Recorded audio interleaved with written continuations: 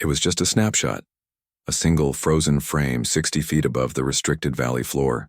That image cost me everything: my business, my sanity, and maybe my soul. I saw the face of an ancient silence staring straight up, and I knew, instantly, that I had recorded something that wasn't supposed to exist. Something that proved the cold, hard logic of the world I relied on was nothing more than a childish fable. The truth doesn't just hurt, it consumes the life you built and leaves nothing but ash and the memory of a cold, deep dread. It has been 14 years, and sometimes late at night, I can still hear the static burst that swallowed my control. Before we begin, consider subscribing, and let me know in the comments where you're listening from. My name is Elias Vance. Now, I'm just an old man nursing a tremor and trying to forget the geography of certain remote pockets of the Pacific Northwest. But back then, in the early 2000s, I was defined by control. Utter, meticulous digital control. I wasn't a wide-eyed nature enthusiast or some reckless thrill-seeker chasing blurry photos in the woods. I was a professional drone pilot and geospatial analyst, ex-military, specializing in high-resolution infrastructure and forestry mapping. My life, after 8 years spent flying surveillance platforms over territories where I knew exactly who was alive and who was about to die, was about maintaining distance. The ground was messy, unpredictable, and dangerous. The air, through the lens of a $40 $1,000 thermal camera and a highly stabilized gimbal, was clean, predictable, and safe. That separation was my therapy. I founded Apex Geomatics 6 years after leaving the service, pouring my separation pay and every cent I borrowed into the best hardware on the market. We flew commercial contracts, surveying timber cuts, assessing erosion lines for utility companies, and mapping mineral exploration claims. I prided myself on precision. My aircraft, a heavy-lift Matrice 300 RTK, was an extension of my nervous system. It corrected for wind shear, maintained sub-centimeter accuracy via satellite correction, and transmitted a crystal-clear, triple-redundant feedback to my ground station. Nothing surprised the Matrice, and nothing surprised me. That was the delusion I lived inside. The job that brought me near the edge of the abyss was routine, maybe even boring. Greenwood timber had a substantial harvesting claim nestled high in the northern Cascades, but the boundaries were ancient and complex, bordering a massive, federally restricted area. This area wasn't marked as a national park or even a wilderness reserve. On every topographical map I possessed, it was simply shaded gray and labeled Restricted Zone 9. Locally, it had a different, far more poetic and unnerving name: the Whispering Bowl. I'd been working the boundary lines for 3 days, operating from a borrowed cabin perched just above the tree line. The air was thin, carrying the sharp, clean scent of pine resin and damp earth. It was late September, the kind of deceptive clear autumn where the light is bright but the shadows are deep blue and cold. My task was to provide Greenwood with a perfect overlapping mosaic map of their claim, which meant flying right up to the theoretical edge of the restricted zone. The Whispering Bowl itself was a geological anomaly. It wasn't a typical valley floor. It was a deep, concave depression, ringed by jagged, impossibly dense old-growth forest. The interior canopy was so thick that even at midday, my satellite modeling suggested the ground received less than 10% ambient light.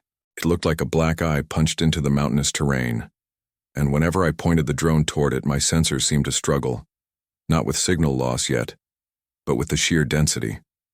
It was a place that seemed to actively repel sunlight and signal integrity.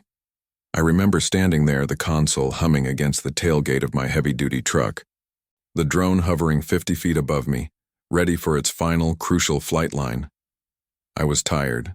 I hadn't slept well, plagued by the familiar cold military nightmares, the kind where you're analyzing thermal data and realize the heat signature you're locking onto is a farmer, not a combatant.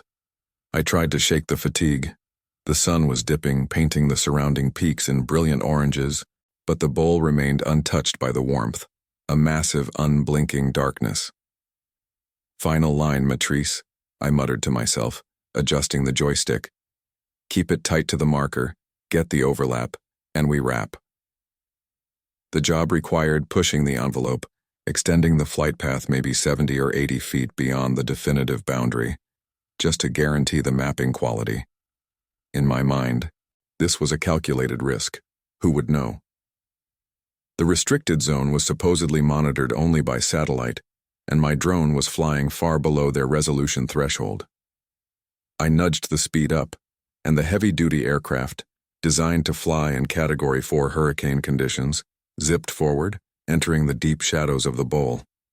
Everything was perfect for the first 8 minutes. The data was streaming back beautifully, rich, high-resolution imagery of the ancient forest floor, mapping out massive boulders and thickets of undergrowth. I could see the historical path of a dry creek bed, the subtle shift in soil density, all the minute details that defined my professional life. Then the disturbance started. It wasn't a sudden catastrophic failure. It was insidious, a slow, creeping rot in the signal chain. First, the video feed flickered, a minor anomaly, perhaps localized interference from a pocket of iron ore in the rock. I saw a thin, gray line stutter across the live screen. I checked the telemetry overlay. Altitude, stable at 150 feet. GPS, 18 satellites locked. RTK fixed. Battery, 60%. Everything was green, but the video was deteriorating. A deep, unnerving quiet had settled over the operation site. The air had gone dead still.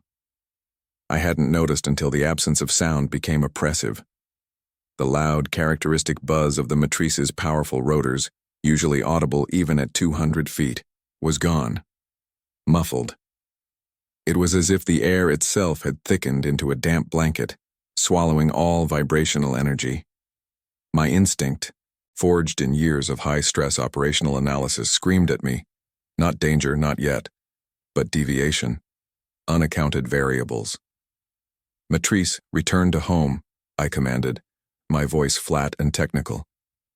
I watched the screen, waiting for the familiar change in flight vector, the subtle pivot as the internal GPS system plotted the most efficient route back. The drone acknowledged the command. The overlay confirmed. Arth initiated. But the visual feed showed the drone continuing on its current path, deeper into the dark, concave center of the bowl. My breath hitched. My hands, usually steady as stone, tightened into white knuckles around the controller grips. This was impossible.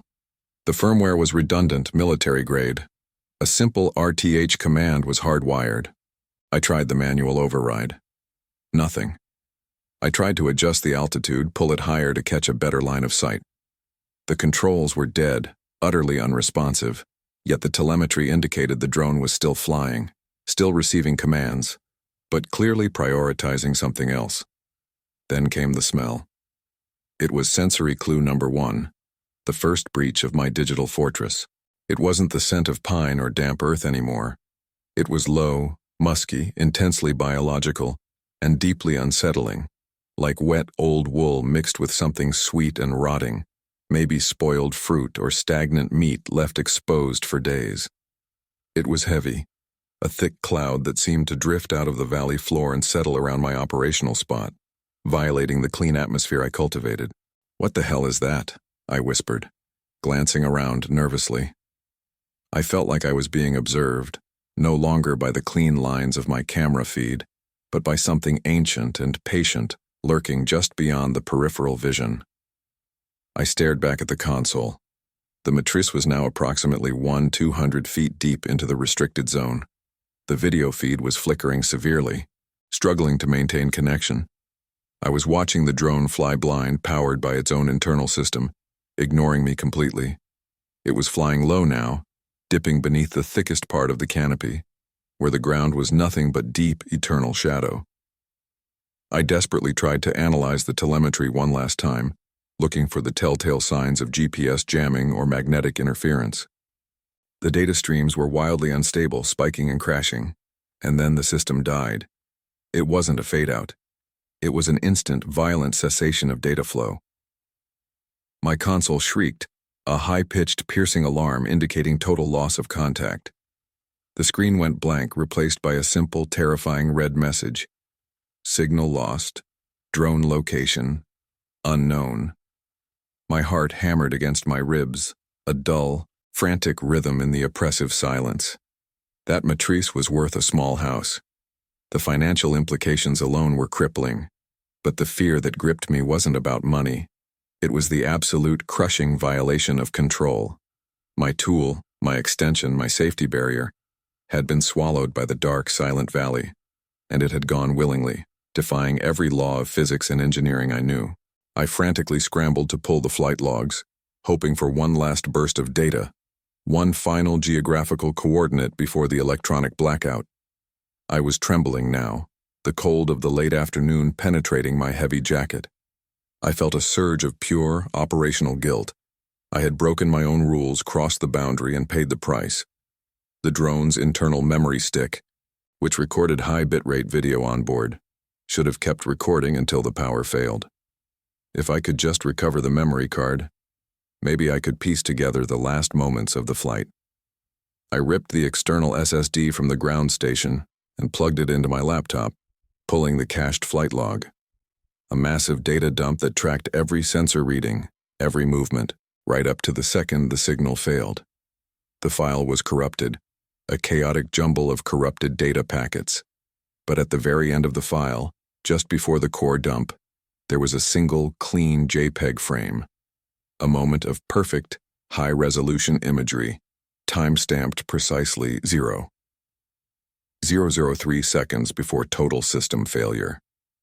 The drone's internal computer, in its final death throes, had managed to dedicate its last ounce of processing power to capturing a still image. I clicked open the file. The image loaded slowly, line by line on the screen. It was taken from low angle, maybe 60 feet above the ground, looking down an impossibly narrow clearing between two towering, moss-covered monoliths of rock. The light, what little there was filtered through a heavy, pervasive fog that hadn't been there when I started the flight. The ground was littered with oddly arranged stones and broken branches, and standing perfectly still in the center of that meager clearing, directly beneath the drone, was the reason the matrice had stopped responding. It wasn't a bear. Bears move. Bears are black or brown. Bears have predictable shapes. This was towering, far taller than any human. It was covered in a mantle of dark, incredibly dense hair, the color of wet obsidian, blending almost perfectly into the shadows of the ancient canopy. Its shoulders were massive, sloping down into arms that hung unnaturally long. The sheer musculature suggested weight and power that defied any known primate. But it was the head, the posture, and the eyes that shattered the framework of my reality. It was looking straight up, not in surprise or alarm, but in a terrible, deep awareness. Its face, though heavily shadowed, was not simian. It was broad, the brow low and thick, the features heavy and somehow ancient, sculpted less by evolution and more by time itself. The expression wasn't rage or fear. It was profound, unwavering attention. It wasn't staring at the drone. It was staring directly into the lens, into the camera eye, into the part of the machine that was broadcasting its image. It knew exactly what it was looking at, and it knew that the lens was connected to me. Its eyes, when I zoomed in, and I zoomed in so close that the pixels blurred into the raw data points of the thermal signature, were flat, intensely intelligent, and the color of amber reflecting dim light. And then I saw the hand. It wasn't holding a stick or a rock. It was simply resting on its thigh, massive, calloused, and distinctly human in its overall morphology, yet covered in the same dense dark hair. The last frame didn't just show something standing still. It showed something waiting, something that had been aware of my presence, my intrusion, my technology, from the moment I broke the perimeter. I sat there, the cold wind whipping around the truck, the smell of musk heavy in the air, staring at the face of impossible antiquity frozen on my screen. All the cold logic, the technical detachment, the years I spent believing I could control the world through satellite coordinates and digital feeds, evaporated in that one terrifying moment. I knew, with a certainty that reached into my bones, that I wasn't looking at an animal. I was looking at the original occupant of the restricted zone, and I had just violated its sovereignty. And that thing, whatever it was, knew my face now, or at least the eyes behind the screen. The image was proof, absolute and horrifying. But the instinct that flared up immediately wasn't to share it or to contact the authorities. It was a purely primal, desperate urge to delete the data, pack up, and run as fast and as far as the truck could take me. That memory stick, tucked deep inside the SSD, felt radioactive, a forbidden relic that connected me directly to the silent, watching darkness in the whispering bowl. I felt a terror unlike any I had experienced in military service, because this enemy wasn't marked on any map, and its existence violated the very physics of my safe technological world. I didn't delete the image. I saved it, encrypted it, copied it 3 times, and buried the thumb drives in the deepest compartments of my gear. The thought of destroying that evidence, that singular proof of something truly ancient and powerful, felt like tempting fate. I had the picture, but the valley had my drone. It felt like a trade. A deeply unbalanced, terrifying trade. I closed the laptop, the amber eyes burning into my mind, and started the long, desperate drive away from the darkness that now knew my name. I was a specialist, a high-altitude surveyor, mapping infrastructures for clients who valued discretion and detail above all else. My specialty wasn't just flying. It was the precision, the silent dance between millions of dollars of cutting-edge technology and the vast, indifferent expanse of the high desert wilderness. My drones, custom-built silent carbon fiber ghosts, could hover within centimeters of a cliff face or track thermal signatures from 5 miles out. They were an extension of my own neurological pathways, obedient to a fault, flawless in their execution. That belief in flawless execution, that's where the real sickness began, long before the signal dropped. My life, outside of the drone command center, was a study in sterile routine. I lived for the green glow of the telemetry screen, for the certainty of the GPS grid. Uncertainty was the enemy. Unpredictability was failure. I'd cultivated this rigid discipline after my divorce, after the judge looked at me, a man who could pilot a $100 zero piece of equipment through an Arctic gale but couldn't hold a conversation with his own wife, and awarded her everything except my equipment shed. I didn't fight it. I felt I deserved the emptiness, the punishing silence of my own company. The guilt I carried wasn't for the divorce itself, but for the fundamental incapability I discovered in myself to live a soft human life. I was only good at observing, recording, and charting boundaries. The valley, known locally as the Black Sink, was the ultimate boundary. Officially, it was marked on federal maps as Restricted Airspace R304, designated for unstable geological activity and sensitive migratory bird routing. Unofficially, everyone knew it was where the mining conglomerates had dumped their toxic waste 30 years prior. A black scar of poisoned earth they hoped the wind and time would erase. My current contract, which required flying dangerously close to that restricted envelope, was strictly surveillance for a pipeline proposal. It was high risk, high reward, and technically illegal the moment the drone's rotors crossed the invisible line. But I needed the money, needed the focus, needed the adrenaline to mask the pervasive ache of loneliness. I had been flying the Vigilance 9, a hexacopter built for endurance, at 2,300 feet, riding the cold updraft of the mountainside. The air was thin, carrying the crisp, metallic tang of late autumn and the dry, ancient scent of pine needles baking in the pale sunlight. Everything was perfect. The wind speed was consistent, the battery was stable at 78%, and the data stream was flowing smoothly into my armored laptop. Green text on a black screen, a symphony of successful metrics. I was operating in the flow state, got that highly focused mental zone where time warps and the machine becomes part of the pilot's will. Then the flow state didn't just break, it shattered. It wasn't a fade, it wasn't static, it was instantaneous, a clinical, violent severing of connection. The screen went from perfectly rendered 4K video to a solid blue error message, followed by the terrifying, low-frequency hum of a corrupted telemetry stream. My heart, usually a metronome during flight, kicked hard against my ribs, a loud, panicked drumbeat echoing the high-pitched electronic whine the system made before crashing. Lost signal. Lost signal. Lost signal. The red text screamed across the black void of the system monitor. I ripped off the headset. The sudden silence of the mountainside rushing in, deafening after the continuous drone of the fans and the faint electronic static. My fingers flew across the keyboard, executing the emergency protocol sequence, attempting to force a handshake, a reconnect, anything. Nothing. The Vigilance 9 was now a very expensive, very fast-falling object somewhere inside the black sink. But my trained mind, the mind that valued data over panic, instinctively scrolled through the buffer cache. Even when the signal dies, the last few milliseconds of data often linger, ghosts in the machine. I hit the retrieve command. The screen flickered, resolving a single crystalline frame of video, the last piece of information the drone had gathered before its electronic death. The image was taken from a low angle, maybe 50 feet above the valley floor, moments before impact or system failure. The restricted valley, seen from this perspective, was a jumble of ancient shale, thick, dark conifers, and surprisingly deep shadow, even in the midday sun. But it wasn't the terrain that made my breath seize in my chest. It was the stillness captured within that chaos.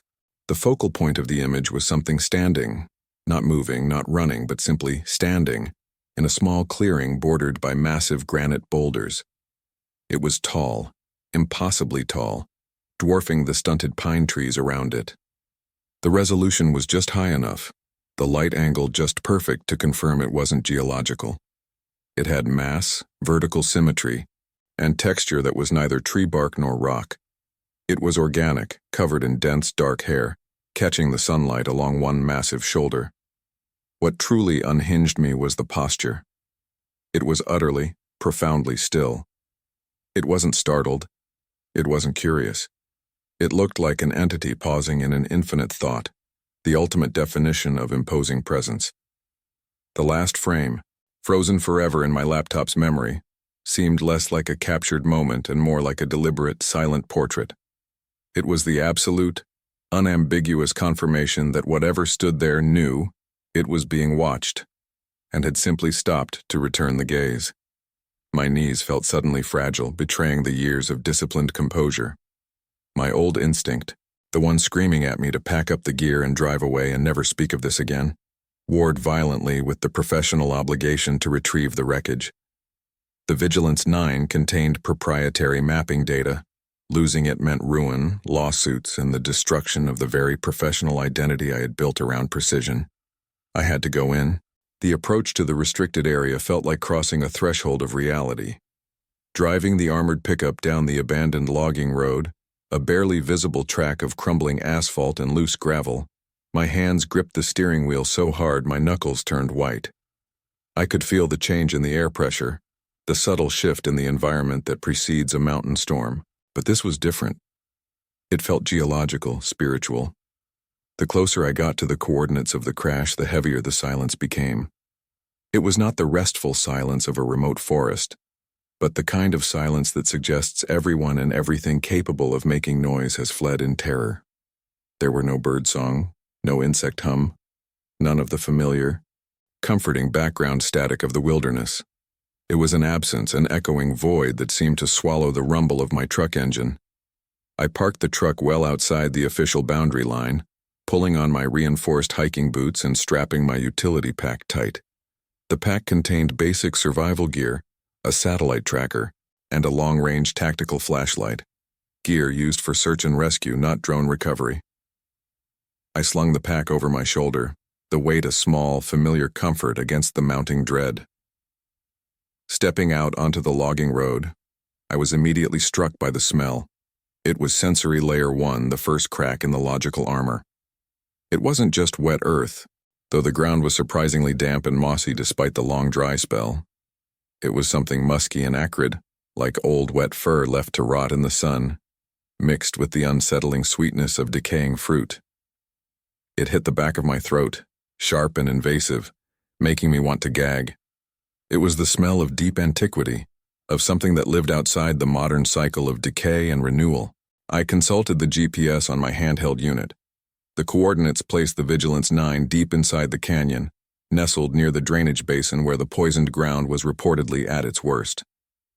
600 meters, the screen reported. A quick walk for a seasoned hiker like me. But the moment I left the logging road and stepped onto the moss-covered floor of the restricted zone, the air seemed to thicken, pressing down on my lungs. The physical evidence, layer 2, began subtly, insidiously, forcing my logical mind to perform impossible gymnastics to maintain sanity. The first thing I noticed wasn't a footprint, but the break pattern in the underbrush. This area was thick with young saplings and hardy mountain shrubs, but in the direction I needed to walk, the path looked like a massive, invisible plow had run through it. Branches weren't snapped. They were twisted, clean off the trunks, often at a height of 8 or 9 feet. These weren't deer trails, nor were they the result of a bear passing through. Bears flatten things, they don't shear them off with such brutal, precise force.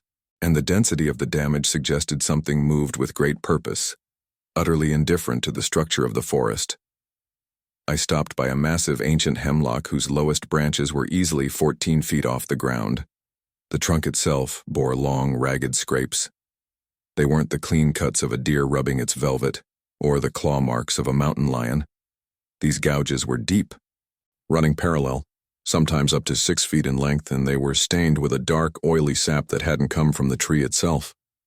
It looked like something had used the trunk as a scratching post, something heavy, powerfully built, and reaching far above any natural animal in these woods. My investigative focus sharpened, momentarily overriding the fear. I knelt beside a patch of surprisingly dry, undisturbed dirt shielded by an outcrop. There, pressed into the soil, was the unmistakable depression. It wasn't a print left in mud. It was a deep indentation in compacted earth, massive and disproportionate. I didn't need a cast to know I was looking at something bipedal, incredibly broad and heavy beyond the realm of native wildlife. The weight distribution suggested a deliberate, flat-footed stride. It was a perfect, silent witness of power. I followed the trail of broken branches and the sporadic, terrifying impressions in the earth, all leading inexorably toward the canyon floor, toward the precise spot where the Vigilance 9 had died. Every step was a conscious effort to override the frantic alarm screaming in my mind. The air was getting colder despite the sun overhead, and I could see my own shallow breath condensing in pale white puffs. As I moved deeper, the silence intensified, becoming physically painful, like a vacuum being drawn around my ears. And then, layer 3 began to manifest. The behavioral signs.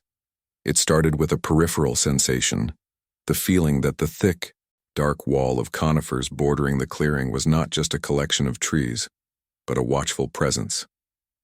I kept turning my head sharply, catching only the sway of deep green needles in the slight, frigid wind. But the feeling persisted, the undeniable knowledge that I was being observed. I began to hear things that weren't quite sounds. A low, continuous rhythmic noise that was either my own frantic heartbeat amplified by the silence, or something else. Breathing, heavy and slow, just beyond the range of sight. It was the sound of air being deliberately drawn into and pushed out of enormous lungs. I paused by a thicket of dense, thorny bushes, pulling out my tactical binoculars. I scanned the tree line, focusing on areas of dense shadow. For long, agonizing seconds, I saw nothing but the indifferent green and brown of the ancient forest. Then, about 40 yards away, where the sunlight barely penetrated the heavy canopy, I saw a subtle movement. It wasn't the shaking of leaves. It was the deliberate, unnaturally slow turning of something dense and dark like a rock face moving. My hands began to shake violently, making the binoculars useless. I lowered them, breathing deeply, trying to regain the pilot's detached composure. I focused my attention back on the coordinates, only 50 meters away now.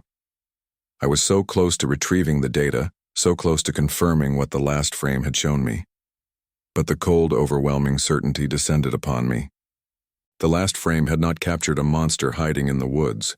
It had captured a sentinel, standing perfectly still, waiting for me to walk into its domain. And whatever it was no longer 40 yards away. It was close enough that I could hear the faint snap of a twig breaking under immense deliberate pressure, a sound that originated just behind my right shoulder, in the absolute heart of the oppressive silence. I was being stalked, and the intelligence behind the stalking was vast, ancient, and patient. The mechanical failure of the drone was not an accident. It was an invitation I had foolishly accepted. It wasn't the sudden signal loss that curdled the blood. Professionals like us, especially when dealing with proprietary military-grade remote systems, were accustomed to interference, jamming, or simple hardware failure. It was the way it happened. The clean, instantaneous severing of the link, devoid of static or sputter. 1 millisecond, the screen was a crisp, high-definition panorama of the valley floor, the specific coordinates blinking green, the telemetry rock steady. The next, everything was replaced by that sterile, mocking shade of government-issue blue. Flatline. Zero response. The drone, a $30,000 piece of specialized equipment, had simply vanished from the electromagnetic spectrum. It didn't glide to a safe landing. It just ceased to exist for our system. The sheer absence of information was deafening. My colleague, Reyes, who had been monitoring the altitude and power draw, slammed his fist onto the console desk, the sharp thud echoing in the temporary field trailer we had set up just outside the official red line perimeter. We both knew the rules. The restricted valley, the locals called it the Black Gulch, the Forest Service simply referred to it as Sector 90 Delta, was off limits for a reason. And now, not only had we violated the airspace, but the asset was inside. More crucially, the specialized image processing unit and the high-capacity buffered SD card, the real prize, were potentially lying on the floor of that forbidden place, holding God knows what footage that the main feed hadn't even had time to fully transmit. Panic is a cold thing when you're trained to suppress it. It tastes metallic on the back of your tongue and makes your hands shake imperceptibly, even as your mind forces a logical sequence of recovery. Reyes was already checking the backup frequency sweep, hoping for a ghost ping, but I knew it was futile. The terrain within the gulch was notorious for microwave interference, geological anomalies, and what we suspected was deep, naturally occurring magnetism that could wipe systems clean. But the cut was too clean to be natural interference. It felt, even then, targeted. "We have to retrieve it, Reyes," I said, the words heavy and flat. "Immediately. Before the weather shifts, before anything else happens." He didn't argue. Reyes was a pragmatic man, more concerned with the paperwork and the potential court-martial than with ghost stories. Losing the drone meant losing his pension. Failing to retrieve the data meant losing everything, possibly even facing charges related to classified imaging. The cost of the hardware was secondary to the potential liability of unauthorized surveillance footage falling into the wrong hands. We grabbed the bare minimum: 2 assault packs, emergency beacons, satellite comms, useless in the gulch but required protocol, and our sidearms. The last thing I did before stepping out of the trailer and into the humid, pine-scented air of the authorized zone was look back at the console. The blue screen glowed, a monument to our disastrous decision. We had violated the Treaty of Silence, and I felt the deep, profound sense that the forest knew it too. Crossing the red line wasn't marked by a fence or a large gate, but by a simple, weathered plastic marker tied to a burnt cedar tree. The transition wasn't subtle, it was immediate and overwhelming. The air pressure seemed to drop a notch, forcing a shallow breath. The light filtering through the canopy, which moments before had been bright and dappled, now took on a murky, stagnant quality, a sickly yellow-green tint that did little to penetrate the thick layer of ancient moss and overgrowth. The first sensory clue hit me like a physical blow, forcing me to stop dead in my tracks, Reyes nearly stumbling into my back. It was the smell. It was far beyond the typical stench of decaying forest matter or even bear scat, which is often strong but recognizable. This was a complex, aggressive odor that defied easy categorization. It was simultaneously musky, incredibly rank, like a month-old carcass left in the sun yet overlaid with a strange cloying sweetness, like rotting fruit or fermenting vegetation. But the dominant note, The one that scraped the back of my throat and caused an involuntary gag reflex was something metallic and feral, reminiscent of unwashed zoo animals mixed with old, mildewed concrete. It suggested vast, warm, unhygienic life, close by. Too close. Jesus, Reyes whispered, pulling his bandana up over his nose and mouth, a gesture I mirrored immediately. What the hell is that? Is that a dead elk?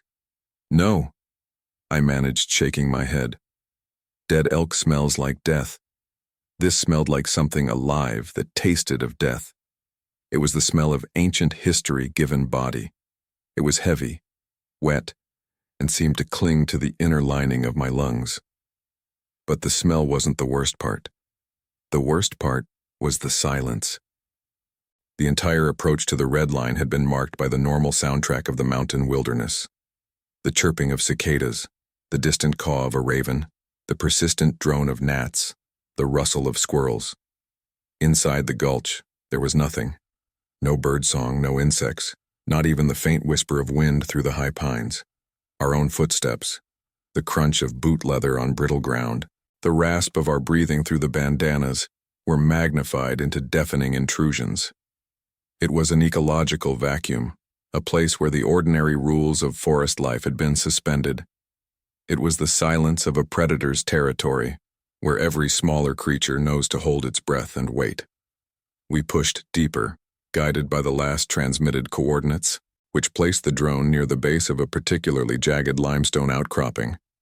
The vegetation here was radically different, almost alien. Giant ferns, thick as a man's wrist, clustered together, making the going incredibly slow. The ground underfoot felt unnaturally springy, like walking on a deeply embedded carpet of centuries-old root systems and damp moss. Then came the second layer of evidence, the physical disturbance that couldn't be explained by a typical crash.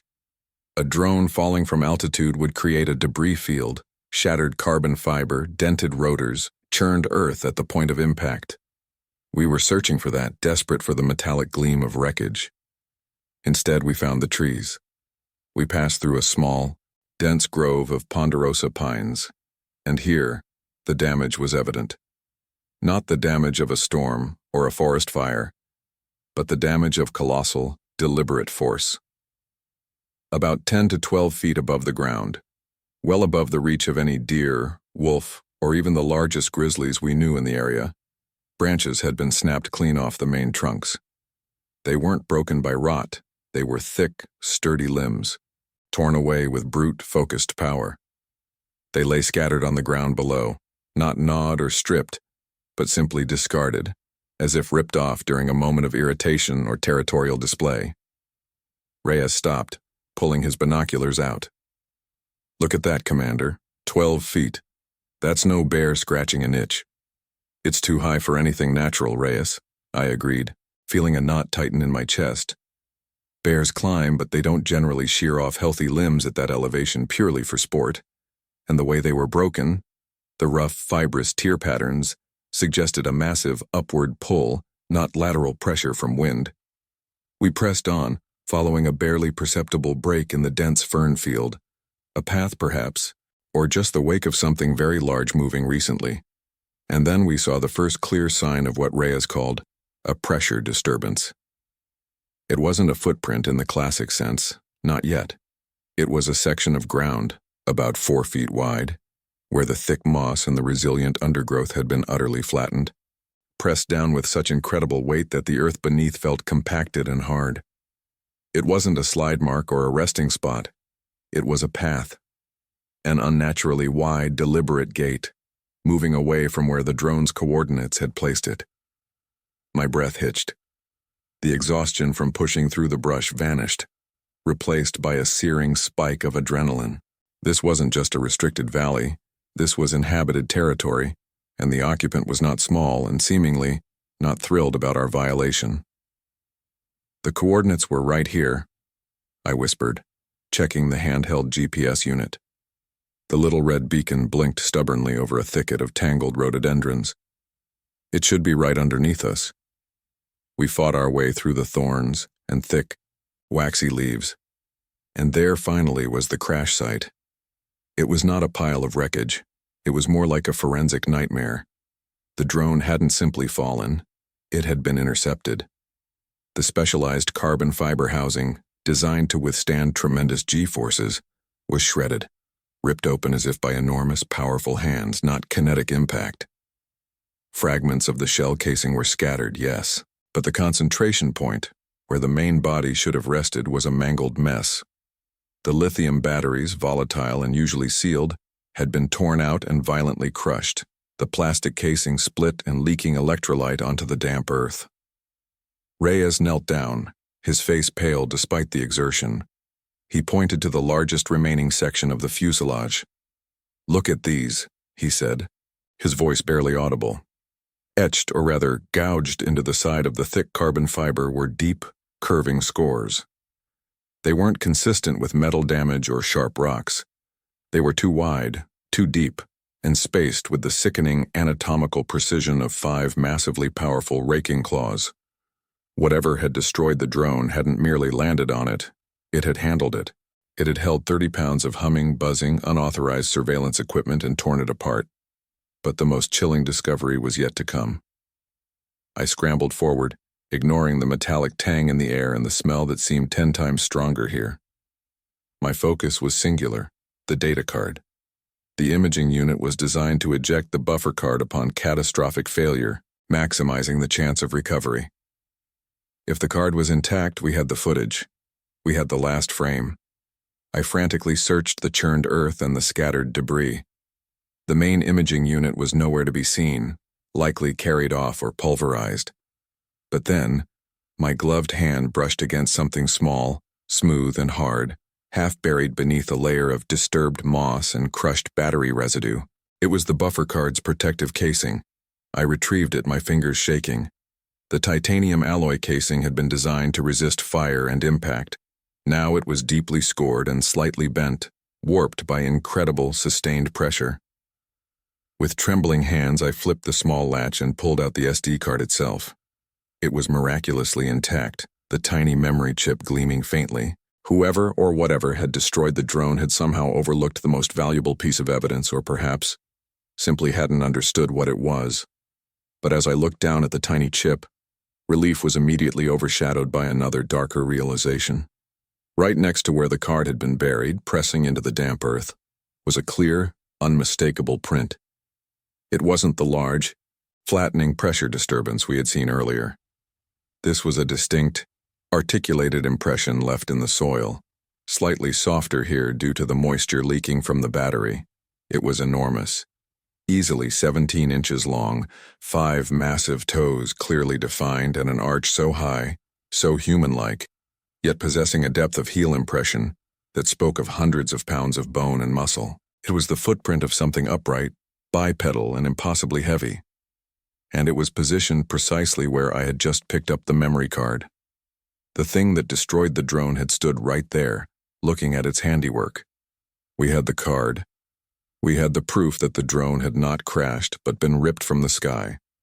And now, we had the evidence that the entity responsible was standing still on the last frame, waiting for us. I felt the profound, cold dread settle in my bones. We were standing in the heart of its domain, holding its secret.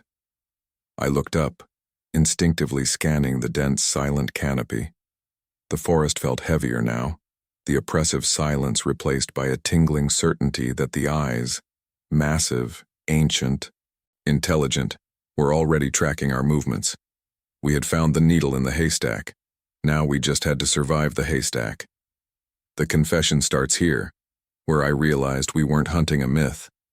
We had been lured into a trap set by something far more complex and lethal than we had ever anticipated. The feeling was visceral, that rank smell, that suffocating silence, the horrifying efficiency of the destruction. It all screamed of an intelligence that understood violation. We were trespassers, and the landlord was home. The retrieval of the drone, the physical object itself, did nothing to ease the pressure, but instead acted as a physical anchor for the terror that had already begun to infect my memories. I handled it like an artifact unearthed from a hostile archaeological dig, recognizing every scratch, every dent, every bent propeller blade as a testament to those final, silent moments caught over the restricted line. The first thing I noted was that the damage wasn't consistent with a simple high-altitude stall and impact onto rock. If it had simply dropped, the shell would have been fractured in specific ways, the batteries likely ejected, and the camera housing shattered. This was different.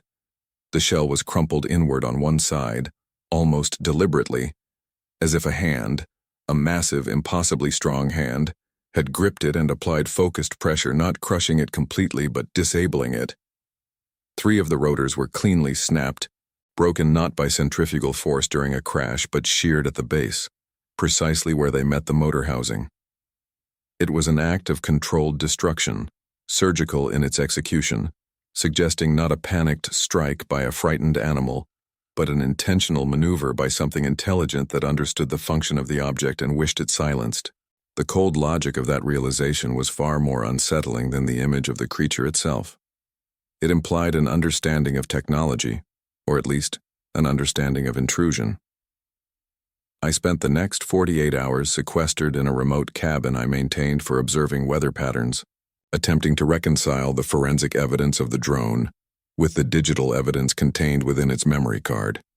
I projected that final frame onto a makeshift screen, zooming in, cleaning up the graininess, trying to strip away the digital noise and the fear-induced interpretation to arrive at pure data. But the data only confirmed the nightmare. The creature was massive, easily 9 feet tall, standing with a posture that was less simian and more like an ancient man, heavily muscled and covered in matted, reddish-brown hair that seemed to absorb the twilight light rather than reflect it. But it was the stillness that defined the image. It wasn't caught mid-stride.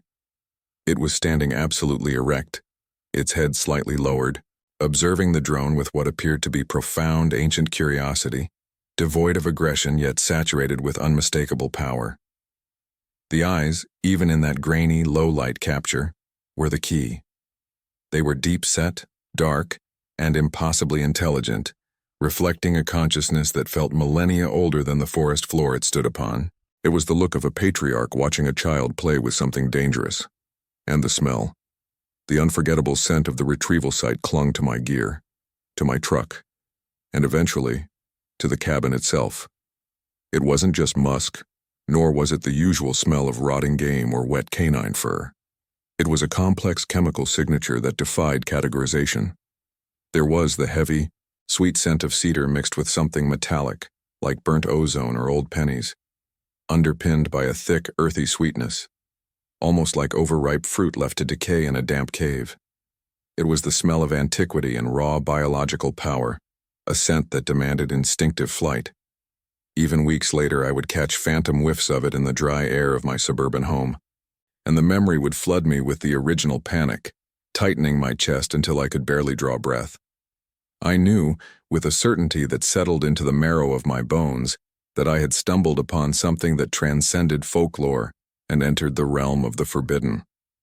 This wasn't a legend. It was a reality that existed just beyond the threshold of human acceptance, guarding a secret valley that we had inadvertently mapped.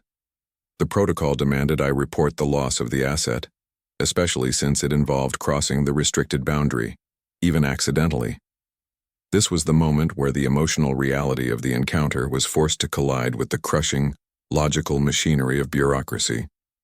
I couldn't simply walk away, not only because of the value of the drone, but because my clearance and livelihood depended on strict adherence to the chain of command. I made the call 3 days later, using the secure satellite line I was required to maintain. The contact was always sterile, always emotionless, a series of layered security checks leading ultimately to a designated handler, a man I only knew as Agent Hawthorne, based in a colorless regional office miles away. The conversation was a brutal exercise in narrative control. I reported the flight path, the environmental interference, the sudden loss of signal, and the physical recovery of the damaged unit. I carefully omitted the final frame initially, focusing on technical failure and geographical complexity. Hawthorne, a voice that sounded like smoothed granite, listened patiently, his silence more unnerving than questioning. When I finally paused, He summarized the official conclusion before I could even pivot to the anomalous data. So, to be clear, pilot, due to unforeseen atmospheric disturbances localized within the restricted area, the asset experienced catastrophic failure, resulting in a hard landing near the designated exclusion perimeter. Correct? The failure was terminal, yes, but agent. The damage analysis suggests the impact was not solely responsible, and I recovered the data card. There is something on the final seconds of footage that requires review. There was a measurable, chilling pause on the line. It was the sound of a carefully constructed reality being momentarily threatened by an inconvenient truth. Review of raw data is standard protocol, pilot. Hawthorne finally responded, his voice dropping slightly in pitch, acquiring an edge of veiled authority. However, given the proximity to known large mammal habitats, bear, elk, potentially a stray cougar, it is highly likely that any visual anomaly captured immediately preceding failure is a result of rapid movement, digital artifacting due to power drop, or possibly the intervention of local wildlife attempting to interact with the downed machine. Agent Hawthorne, the subject in the frame is 9 feet tall and standing still. It's bipedal. It is clearly not a bear or an elk. The silence returned, longer this time, thick with unspoken warning. Pilot, Hawthorne said, his tone shifting from bureaucratic indifference to focused, personalized admonishment. You have been operating in extreme environmental conditions for an extended period. We are aware of the psychological stress that such isolation and high-stakes surveillance can induce. Before we proceed with the formal ingestion of the data, I am going to require you to submit to a mandatory stress evaluation and an occupational health assessment. Hallucinations, especially visual persistence in low-light environments, are not uncommon. It was the classic partial explanation, deployed with ruthless efficiency. They weren't denying the image existed, but they were preemptively discounting my capacity to interpret it accurately. The truth, in their world, was negotiable, easily categorized as a consequence of my own failing psyche, a convenient byproduct of occupational stress.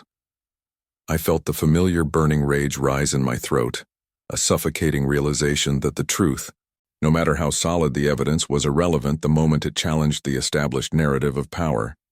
They had already written the report. Pilot experienced stress-induced visual anomaly. Footage likely depicts large bear standing on hind legs. I argued briefly, desperately trying to convey the sheer weight of the being I had glimpsed, the intelligence in its stance, the deliberate nature of the drone's destruction. The physical evidence, Agent. The drone was handled. It wasn't just crashed. We will analyze the debris once it is delivered. Until then, pilot, you will retain possession of the asset and the media.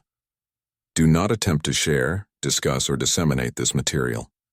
Your security clearance is, as of this moment, under provisional review pending your psychiatric evaluation. We will arrange a secure transfer of the data card tomorrow morning. Do you understand your instructions? I understood. I understood that I was already isolated, trapped between a terrifying, undeniable encounter and a cold, powerful machine designed to erase inconvenient realities. I understood that if I pushed the truth, I wouldn't just lose my job, I would lose my credibility, my freedom, and perhaps my mind, painted forever as the unstable drone pilot who saw ghosts in the restricted valley. The experience of the official denial was almost as traumatic as the sighting itself. It forced the reality inward, transforming the external threat into an internal, corrosive secret. I could show the photograph to the world, but the moment I did, I would become a pariah, easily dismissed by the official record already being drafted. Lying in the silent cabin that night, the drone debris resting on the metal table, I realized the entity, the creature in the final frame, had perhaps known this. It hadn't violently destroyed the drone. It had allowed the data card to survive, containing just enough information to convey its existence, but not enough to prove it beyond the reach of plausible deniability. It had presented me with a truth that was structurally impossible to share. And then, there was the physical evidence surrounding the retrieval site that I hadn't yet shared with Hawthorne, because I knew he would attribute it to erosion or imagination. The footprints. I had meticulously mapped them with plaster casts before calling in the failure. They weren't the rounded, clawed prints of a black bear. They were distinctly hominid, showing 5 long toes and a pronounced arch. But what defined them was the colossal stride, easily 6 feet between imprints and the immense pressure displacement. I had calculated the minimum necessary weight based on the depth of the prints in the damp loam, and the number was staggering, far exceeding any known terrestrial primate. The gait was flat-footed, powerful, yet incredibly smooth. More chillingly, I found signs that were less physical evidence and more behavioral signature. Approximately 50 yards from where the drone lay, perfectly balanced on a boulder, was a small stack of river stones. They weren't just piled randomly. They were arranged in descending order of size, perfectly leveled, clearly placed by 2 opposing hands. It was the kind of temporary altar a child might build, or perhaps a marker. Had the creature placed that there? Was it a sign? A territorial warning? Or perhaps, most unsettlingly, was it a deliberate, quiet attempt at communication? A nonverbal message left for the intruder who was allowed to recover their lost toy? The valley wasn't just restricted by military decree. It was restricted by a resident intelligence that chose its own boundaries and decided who was allowed to trespass, and what they were allowed to bring back. I realized with a sudden, cold clarity that the failure of the drone signal had not been caused by atmospheric interference. The signal cut precisely when the subject wanted it to. It was the creature that controlled the boundaries, and the last frame was simply the portrait it chose to leave me with. It was an announcement. I see you. You may leave now. And the price of my life was my silence. A silence that, 40 years later, still burns like acid in my throat. I should have deleted that file immediately. I should have wiped the internal drives of the backup computer, crushed the hard disks, and walked away from the entire rotten affair, pretending the signal loss was just electromagnetic interference, a localized storm of ions, a fluke of poor engineering. That was the official explanation offered to the regional director, a clean, neat line on a balance sheet. But that single corrupted frame, the one that burned itself onto the inner wall of my eyelids, made silence impossible. It's been 40 years now, and the forest still knows the sound of that drone's final shudder, the spectral hum of the motor dying just before the feed cut, just before the world went absolutely still in that forbidden valley. If I told you the truth, if I showed you the image unedited, you wouldn't believe me. No one ever has. Before we begin, consider subscribing, and let me know in the comments where you're listening from. The subsequent days blurred into a single agonizing loop of technical denial and cold, hard, unblinking terror. I wasn't allowed to physically recover the drone, not officially. The valley was and remains a no-fly zone, a perimeter guarded not just by fencing and outdated warning signs, but by the kind of silent, institutional menace that suggests severe, immediate consequences for trespass. But the memory card, that tiny, insignificant sliver of plastic I managed to retrieve from the ground unit before handing over the main equipment to the mandated review board, held the ghost. I spent 3 days hunched over a secondary rig in a rented, lightless room miles from the nearest town, running every known noise reduction algorithm, every forensic enhancement tool, desperate to rationalize the pixels. I needed a bear, a trick of light, a stump covered in moss, anything that spoke the language of the recognizable world. But the more I cleaned the image, the more the figure stood out, not blurred by motion, but defined by an impossible clarity, a crystalline stillness that defied the low light and the quick shutter speed. It stood maybe 40 meters from the point the drone entered its death spiral. It wasn't looking up. It was simply standing. The posture was the most unnerving element. It wasn't defensive, curious, or aggressive. It was proprietary. It owned the frame. The shoulders were immensely wide, yet the lines of the body suggested a lean, almost gaunt muscle structure beneath a coat of dense, dark material. Not fur, not like any animal I had ever studied, but something closer to woven shadow, wet and absorbing all light. I zoomed in until the pixels were the size of small stones, searching for eyes, for a flicker of reflection, anything that confirmed biological life.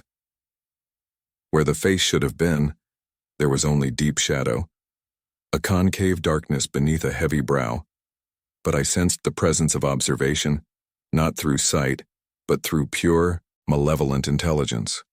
The way it stood, absolutely motionless, suggested it hadn't just appeared. It had been waiting for the drone to cross the invisible line, waiting for me to make the mistake. My friend, Daniel, the one who covered for my unauthorized flight log modifications, was the first to offer the official version, the soft explanation designed to soothe the bureaucratic machine.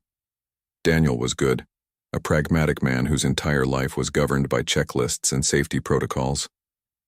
"Look, Jamie," he'd said over a crackling satellite phone line, his voice strained and professionally detached. "It's a simple case of atmospheric density refraction. You flew low into a fog bank that the weather models didn't predict, right into the basin.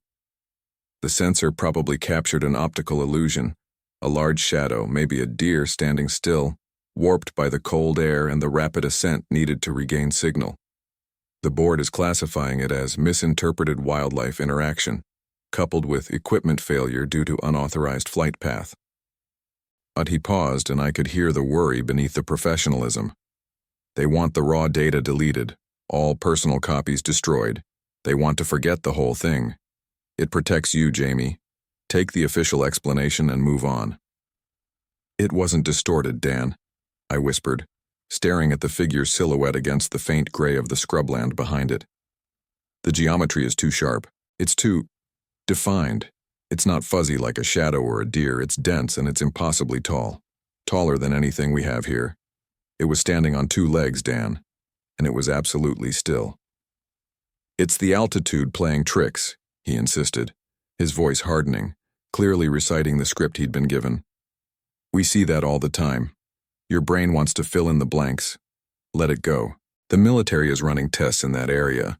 Could be equipment, could be sensor artifacts. It's over, drop it." But that explanation was thin, corrosive, and failed to account for the profound, suffocating sense of ancientness emanating from the image. It wasn't a glitch, it was a revelation. A window had been opened, and the thing on the other side hadn't fled. It had merely paused, acknowledging the observer before the curtain slammed shut. Daniel's advice, the cold pragmatic logic of the bureaucracy, served only to drive me deeper into isolation. I quit my job the following week, citing unavoidable personal burnout, which wasn't entirely untrue. I was burning, all right, consumed by the heat of an impossible truth. The guilt, always a heavy stone in my gut since the incident years prior, the failure that haunted my patrols, now coalesced around this image. I had sought solitude and escape in the silence of the drone flying above the world, and that silence had been brutally violated by something that should not exist. My life shrunk to the dimensions of that rented room and the glow of the monitor. Sleep became a battlefield where the still figure stood guard at the foot of my bed. I started drinking black coffee until my hands shook, needing the tremor to remind me I was still tethered to the physical world, not drifting into the silent, cold reality captured on that one frame. I would overlay the image with topographical maps, calculating its exact position, its elevation relative to the deepest fissure in the valley floor, trying to extrapolate its intent based on geography. Why was it there? Why did it wait? The rational part of my brain, the trained pilot and technician, argued for the bear, the mountain lion, the hoax. But the primal core, the part that had been shocked into painful clarity, knew better. It wasn't animal. It carried the weight of something intellectual, something profoundly lonely and utterly dominant. I knew, with a certainty that chilled me to the marrow, that the last frame wasn't the end of the story. It was a challenge, a slow, silent demand for attention. It felt less like a chance sighting and more like a deliberate positioning, a message sent across the digital void, intended for the mind operating the distant machine. You crossed the line. Now look. The decision to return to the valley was inevitable, not born of courage, but of a desperate, terminal compulsion. I couldn't function outside the orbit of that place anymore. I sold everything that wasn't strictly necessary: the extra electronics, the nice car, the few pieces of furniture that cluttered the room, converting my life into gear and grit. I bought specialized cold weather clothing, long-range optics, a robust hiking pack, and foolishly, a small high-powered camera rig. I needed visual proof, not for the world, but for myself, to prove that the still figure wasn't a corrosive symptom of my own guilt, finally manifesting as a terrifying hallucination. The preparation was meticulous, a return to the rigid structure that had governed my early years as a ranger before the mistakes began. But this time, every safety protocol was designed not for survival against nature, but against the authority I was circumventing. I studied the patrol schedules, the infrared sensor placement, the gaps in the restricted perimeter fencing. I knew the area intimately, having flown over it hundreds of times, and I had identified the choke point, a narrow creek bed, hidden by a heavy stand of ancient red cedar, where the electronic surveillance had a known, albeit short, blind spot due to the steep, irregular terrain. The night I drove back to the perimeter boundary was clear, cold, and utterly silent. The moon was a sliver, offering little light, forcing me to rely on the pale, star-reflected glow on the frosted ground. I parked the truck 8 miles from the valley entrance, burying my keys in a shallow hole near a distinctive rock formation, a precaution against capture or loss. My heart hammered against my ribs, a loud, vulgar noise in the suffocating quiet. The physical exertion of the hike, laden with 70 pounds of equipment, was a temporary relief. It focused my mind on the immediate, rhythmic survival of putting one foot in front of the other, traversing the dense undergrowth, bypassing rocky outcrops. But as I neared the boundary, the familiar dread began to press in, heavy and physical, like wet cement settling on my shoulders. I slipped through the gap in the fence just before 0300 hours, dropping into the cold darkness of the restricted zone. The air changed immediately. It wasn't just colder, it was heavier, damper, carrying a faint, unmistakable scent I hadn't noticed during the brief, frantic retrieval of the memory card days earlier. It was musk, yes, a heavy, ripe organic smell. But beneath that was something sharp, metallic, like ozone or old blood, overlaid with the sweetness of decaying earth and forgotten antiquity. It was the smell of something deep, something that had been living undisturbed for millennia. I moved slowly, using the thick cedars for cover, fighting the urge to look over my shoulder every 3 steps. The silence here was different from the silence outside the boundary. Outside, silence was the absence of man-made noise. Inside, it was a deliberate, expectant void. The small, frantic sounds of insects, the rustle of mice, all the micro-life of the forest were gone. The trees absorbed the sounds of my movement, yet I felt exposed, lit up, as if a spotlight followed my every step. My objective was the immediate perimeter of the drone crash site, to confirm the coordinates and the angle of observation from the last frame. I kept reviewing the image in my mind, the figure, the silhouette, the perfect, awful stillness. I finally reached the edge of the true valley basin, a depression hidden from the main road by a series of high, jagged ridges. A low, freezing mist was clinging to the floor, rolling slowly like thick smoke across the black landscape. My breath plumed out in white clouds. I checked the rifle slung across my back, the one I had told Daniel I sold years ago, and felt a cold tremor of resignation. This was not a weapon for defense against wildlife. It was a desperate psychological crutch against the impossible.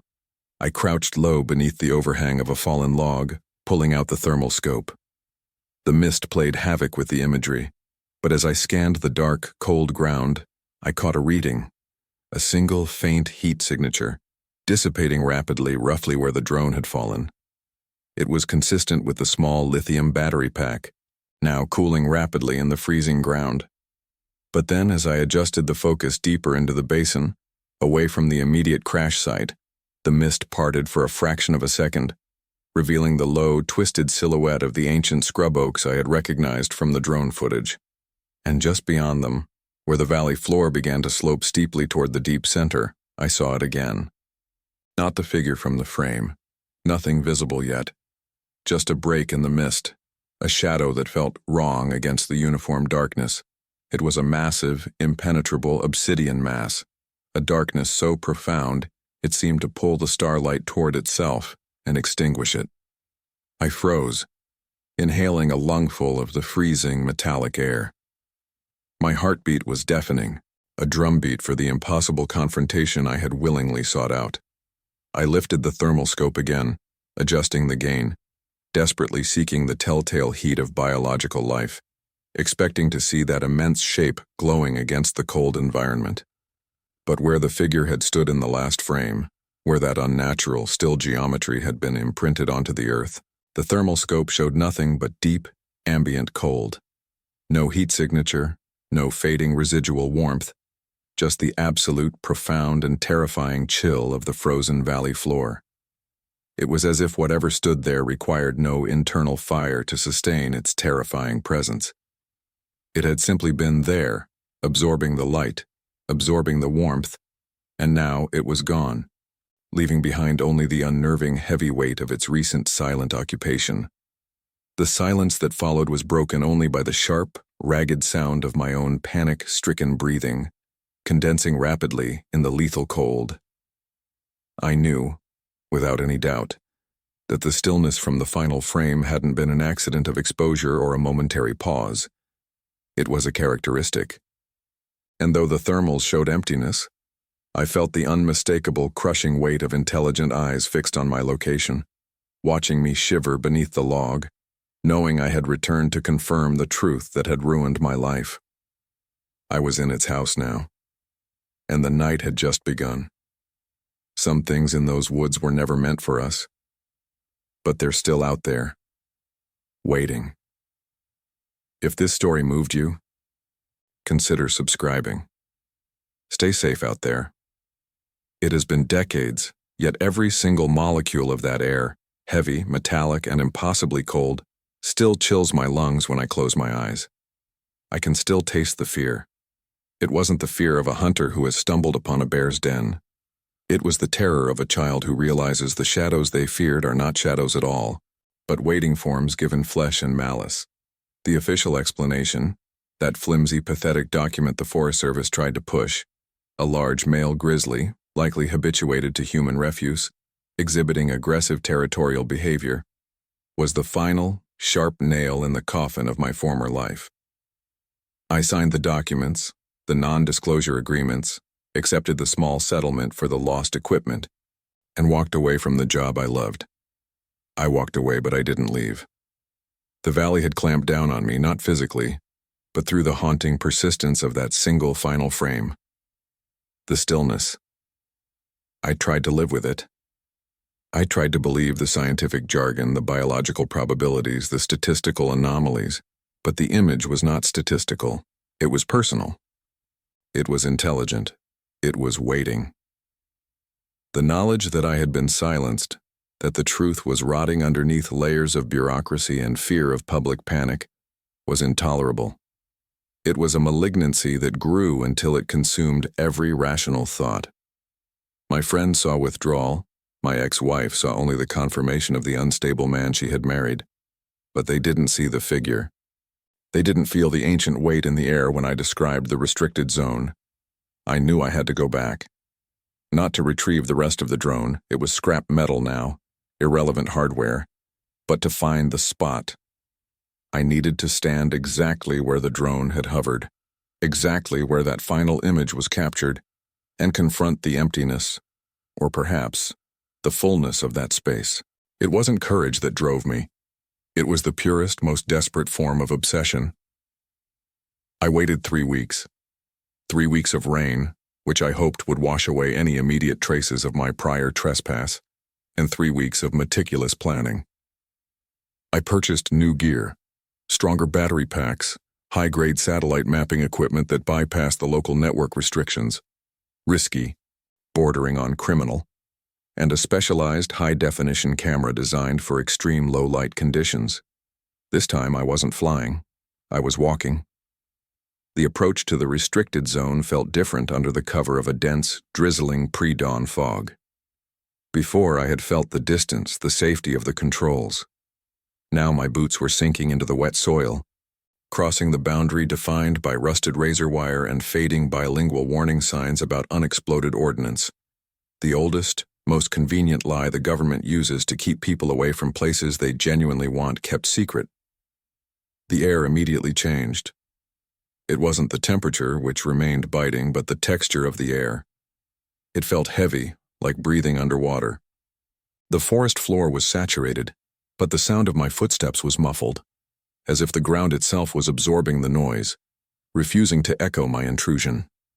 I moved slowly, using the coordinates I had meticulously cross-referenced from the drone's last GPS ping and the topographical maps I had acquired illegally. My eyes scanned the canopy, not just for broken branches, but for anything that looked out of place. The silence was oppressive. In a natural forest, even after a heavy rain, there is always movement. The drip of water, the rustle of small creatures, the sigh of the wind through the pines. Here, there was nothing. It was a vacuum, designed to amplify the frantic pounding of my own heart. I walked for hours, the light never truly breaking through the fog and the thick layering of old-growth redwood. My guilt was a physical presence on my shoulders, heavier than the pack, reminding me that every step I took brought me closer to danger, closer to a truth that no one would thank me for discovering. I thought briefly of my daughter, who I hadn't seen since the divorce, and the cold, terrifying realization that if I vanished here, they would never look hard enough. They would just close the case, citing the unexploded ordnance or, worse, a fall. Then, I found the scar. It was subtle, but undeniable. About a quarter-mile from the final known drone location, where the craft would have begun its sharp panic descent, there was a swath of disturbed earth. Not a landslide, but a linear mark, deep and long, where something massive had dragged or scraped through the wet loam. It wasn't the kind of disturbance a treefall would cause, which is chaotic and wide. This was focused, powerful, and suggested incredible downward pressure. Kneeling down, ignoring the mud soaking through my waterproof trousers, I examined the marks. Mixed in the churned earth were fine metallic flakes, iridescent microfragments of carbon fiber and aluminum alloy. The drone hadn't simply failed and plummeted. It had been taken down, violently. I traced the path of the destruction, following the trail that eventually became less disturbed earth and more a systematic breaking of small saplings and brush. The damage was consistently at a height that suggested something immense, moving with force but also with purpose. It wasn't a panicked flight. It was a deliberate march. And then, I smelled it. The initial musk I had sensed days earlier, when first retrieving the signal data, had been faint, filtered through static and distance. Now, it was overwhelming. It was a stench that defied categorization. It was earthy, yes, like wet, rich soil and decaying leaf litter, but mixed with it was an acid scent, sharp and metallic, reminiscent of ozone just before a thunderstorm. Underlying both was something primal, a thick, slightly sweet smell of unwashed animal combined with the sour note of high-stress adrenaline. It was the scent of something ancient that had been startled, perhaps injured, but was certainly present. My knees weakened instantly. That instinct, the one screaming at me to run, to drop the pack and sprint back towards the known, towards the signs of civilization, fought desperately against the obsession that held my feet rooted to the spot. I took out the camera and began filming, focusing on the ground, narrating in a breathy whisper the details of the environment. My voice sounded thin and alien in the vast silence. 15 hours, I whispered, the words catching in my throat. Heavy displacement path, consistent breakage above 7 feet, smell intensifying, metallic, musky, like old copper and wet fur. I pushed on, closer to the exact coordinates. The forest around me began to change again. The brush thinned, replaced by massive moss-covered boulders and the skeletal remains of trees killed by old burns, standing like sentinels in the gloom. This was the clearing I had seen through the drone's lens, the hidden space tucked away inside the restricted zone. And then I found the drone's main fuselage. It wasn't crushed or mangled. It was shredded. The carbon fiber shell had been peeled open, the wiring torn out, the battery pack ripped away from its housing.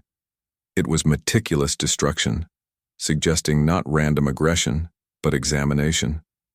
Whatever had done this had been interested in the components, perhaps even attempting to understand the humming intruder.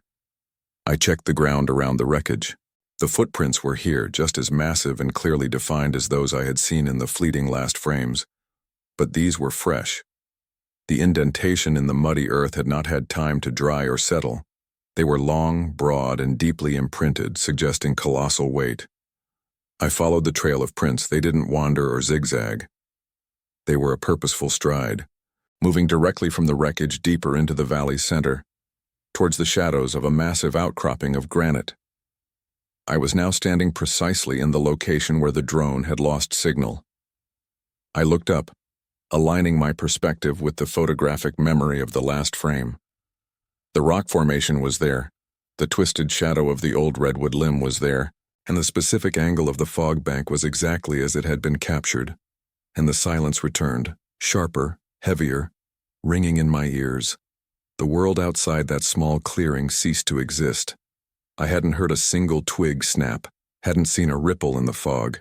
But the moment I aligned my vision with that historical data point, the realization hit me like a physical blow. I was not alone. The scent was overwhelming now, burning my nostrils, forcing a cough that I desperately swallowed down. It was standing still, exactly where it had been in the image. My head turned slowly, my muscles locking up, screaming in protest against the movement.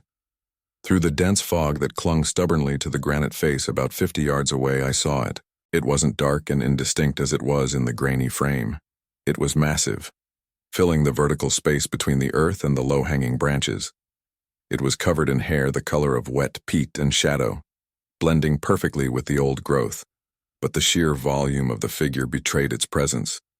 It wasn't a monster of chaotic fury. It was a monolith of immense, terrible patience. It was standing perfectly still, exactly as the image had shown, leaning slightly against the rock face. But it was not static this time. In the center of that vast, dark mass, a shape shifted. Slow. Intentional. The head, which I had first perceived as merely a darker part of the torso, rotated. I didn't see details yet. The fog and the distance were too great for that. But I felt the absolute, crushing weight of its attention settling upon me. It wasn't observing me out of curiosity. It was observing me out of knowing. I felt suddenly naked, exposed, not just physically but spiritually. It knew I had come back for the truth. It knew I was the one who had sent the buzzing intruder. It had waited, not patiently, but definitively. My hands were shaking violently on the camera, but I managed to raise it, aiming blindly into the fog, trying to capture any shred of evidence. The whir of the lens adjusting sounded deafening. And in that moment, as the focus ring spun and the low-light sensor struggled to pierce the gloom, I saw a movement that wasn't random, that wasn't animalistic. The massive figure lifted its right arm, slowly, deliberately, detaching itself from the granite wall. It didn't lift it in aggression, not yet. It lifted it in a gesture of pure, silent command. It was pointing, not at me, but past me, towards the boundaries of the valley, towards the exit. It was telling me to leave. And the intelligence in that silent, terrifying direction, the communication that transcended language or species, froze the blood in my veins, confirming every horrifying suspicion I had held since I saw that final, static frame. It wasn't just a physical encounter. It was a confrontation with something ancient that held jurisdiction over these impossible woods. My heart hammered against my ribs, a desperate drumbeat against the absolute silence of the valley, acknowledging the presence of the definitive agent who ruled this forgotten domain. I knew, with the certainty of a man facing the end, that I had been given a warning, and I was utterly incapable of moving. I could only watch the shape, waiting for the inevitable follow-up to its command. It's been 18 years since I walked out of that valley, and every single day that followed has been spent staring at the same shadow, the same image burned behind my eyelids. The truth is heavy, a corrosive lead that settled in my soul the moment the signal dropped. I should have told the world what I saw, but fear is a powerful editor and survival demands silence. Sometimes I wish that final frame had just been static, a simple, graceful death of technology, but it wasn't. It was an accusation. It was the face of antiquity judging my modern intrusion. I know what happened to the drone, and that knowledge is why I sleep with the lights on, why my hands never stop shaking, why I can never truly go home. Before we begin, consider subscribing, and let me know in the comments where you're listening from. The man who walked back into the Valley of the Whisper was not the same analyst who launched the drone months earlier. The original me, the one confident in thermal imaging and digital surveillance, had died somewhere between the official investigation and the dismissal of the case. The government sealed the coordinates, classified the airspace, and buried the entire incident under layers of experimental radar malfunction and non-recoverable asset. I signed the papers, took the severance, and went home to an empty house. But the valley, that forbidden cleft in the earth, had taken more than just my professional standing. It had stolen my peace. I became a ghost haunting my own life, obsessed with the impossibility of that last, terrifying image. I spent the next year charting historical weather patterns, analyzing microgravity fluctuations, anything that could explain the signal termination and the figure. Logic offered nothing. So I returned to the primitive. I packed a single heavy rucksack, GPS jammed, satellite phone off. I drove until the asphalt turned to gravel, and then walked until the gravel turned to mud, tracing the low.